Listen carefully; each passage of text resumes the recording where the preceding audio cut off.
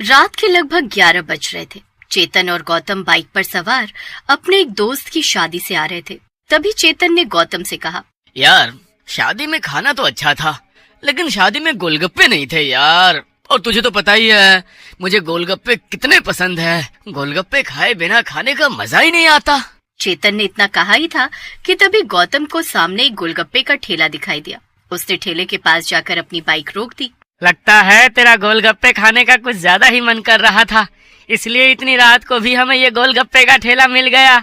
अरे गोलगप्पे का ठेला तो मिल गया, लेकिन उसके साथ साथ इतनी सुंदर लड़की भी मिल गई। देख तो, इतनी सुंदर लड़की रात को सुनसान सड़क पर इस तरह गोलगप्पे बेच रही है। अरे तुझे गोलगप्पे से मतलब है या इस लड़की से? चल जल्दी से खाने चलते हैं। गौतम और चेतन गोलगप्पे के ठेले पर गोलगप्पे खाने के लिए जाते हैं और लड़की गोलगप्पे खाने के लिए उन दोनों को एक एक कटोरी देती है और गिनती कर कर के उन्हें गोलगप्पे खिलाती जाती है।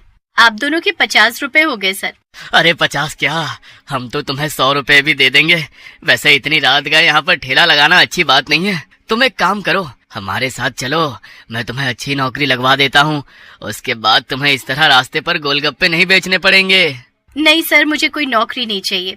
ये मेरा काम है और मैं अपने काम को करके बहुत खुश हूँ। आप बस मुझे मेरे पैसे दे दीजिए।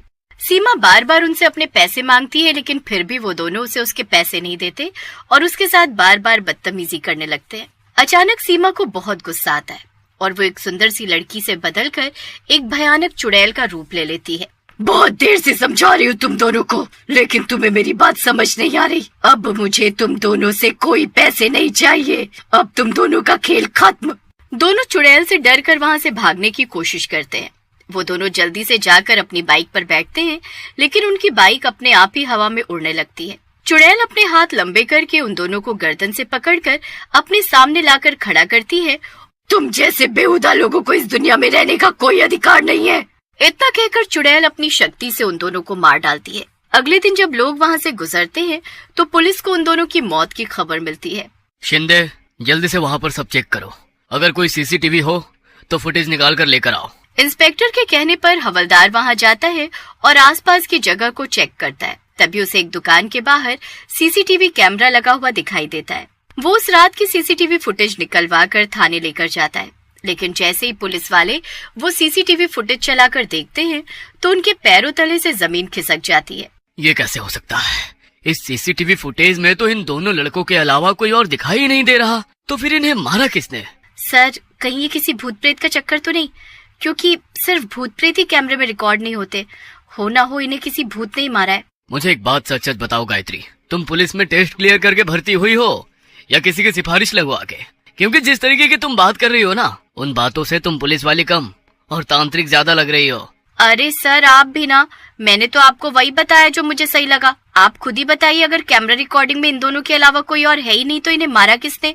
लेडी कांस्टेबल की बात इंस्पेक्टर के दिमाग में भी शक पैदा कर देती है, लेकिन पुलिस होने के नाते वो इस बात पर यकीन नहीं कर सकते थे, इसलिए वो इस बात को रफा दफा कर देते हैं। कुछ दिन बाद कुछ लोग पुलिस स्टेशन के बाहर आकर पुलिस वालों के खिलाफ विद्रोह कर देते हैं। ये सब पुलिस वाले सिर्फ सरकार के पैसे खा रहे हैं। यहाँ इतने महीनों से सावित्री चौक पर इतने कत्ल हो गए, लेकिन अभी तक इनको पता नहीं लगा कि आखिर लोगों को मार कौन रहा है। मेरे पति का कातिल आज तक नहीं मिला। कैसा कानून है ये? देखिए मैडम, हम भी उस खूनी को ढूंढने की कोशिश कर रहे हैं, लेकिन हमें पता ही नहीं लग पा रहा है कि वो है कौन। जितनी बार भी हमने सीसीटीवी की फुटेज चेक की है, उतनी बार हमें वहाँ पर कोई नजर ही नहीं आया। फुटेज में सिर्फ वही लोग नजर आते हैं जिनका कत्ल हुआ। कत्ल करने वाला कैमरे के सामने दिखाई ही नहीं देता।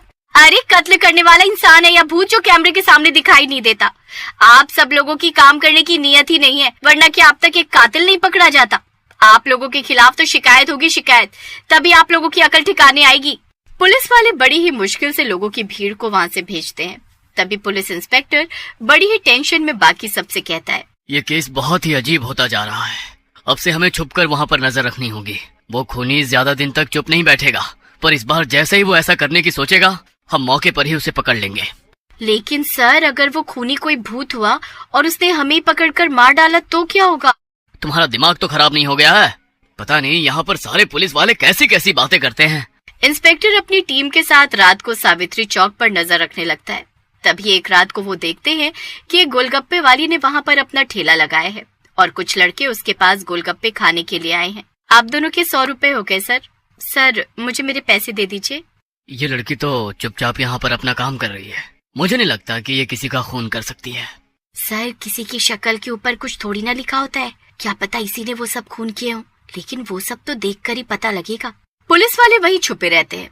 तभी गोलगप्पे खाने आए लड़के गोलगप्पे बेचने वाली लड़की के साथ बदतमीजी करने लगते हैं और देखते ही देखते गोलगप्पे बेचने वाली लड़की एक चुड़ैल में बदल जाती है और उन दोनों को मारकर वहां से गायब हो जाती है। ये सब देखकर तो पुलिस वाले भी बुरी तरह डर जाते हैं और डर के मारे उनके पैर वहीं जम जाते हैं।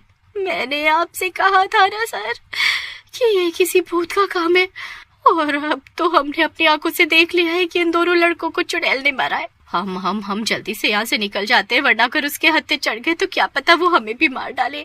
नहीं बबीता, इस मामले को हम जैसा सोच रहे हैं ये मामला मुझे कुछ अलग ही लग रहा है। इसके लिए हमें पुजारी जी की मदद लेनी होगी। पुलिस इंस्पेक्टर अगली सुबह अपनी टीम को लेकर गांव के मंदिर पहुंच जाता है। वहां जाकर वो पुजारी जी को सारी बात बताते हैं। पुजारी जी रात को उस चुड़ैल को पकड़ने के लिए सावित्री चौक पर जाते हैं। वहां पर गोलगप्पे का ठेला लगा हुआ था और गोलगप्पे बेचने के लिए एक सुंदर सी लड़की वहां खड़ी थी। पुजारी जी समझ गए थे कि ये वही चुड़ैल है, लेकिन इससे पहले कि पुजारी जी कुछ कर पाते, गोलगप्पे वाली चुड़ैल का ध्यान पुजारी जी पर चला गया और वो तुरंत ही वहां से गायब हो गई। अरे नहीं, मुझे पहले ही सावधान होकर जाना चाहिए था। ये तो मुझे देखते ही गायब हो गई। इसे पकड़ने के लिए मुझे कुछ और तरीका अपनाना होगा। अगले दिन पुजारी जी एक जवान लड़के को वहां पर भेजते हैं। आज भी वहां पर गोलगप्पे का ठेला लगा हुआ था। पुजारी जी अपने साथ लाए हुए लड़के नितिन को वहां पर गोलगप्पे खाने के लिए भेज देते हैं। आप बस 2 मिनट रुकिए, मैं अभी आपके लिए गोलगप्पे लगाती हूँ। पुजारी जी वहाँ एक पेड़ के पीछे ही छिपे हुए थे। गोलगप्पे वाली नितिन को गोलगप्पे बनाकर देती है। नितिन उससे काफी सारे गोलगप्पे खा जाता है। सर आपके 70 रुपए हो गए। गोलगप्पे वाली के कहते ही नितिन उसे अपनी जेब से पैसे निकाल कर दे देता है और वहाँ से जाने लगता है। तभी वो कहती है, तुम ऐसे पहले लड़के हो जो बाकी लड़कों की तरह नहीं है, इसलिए तुम बच गए।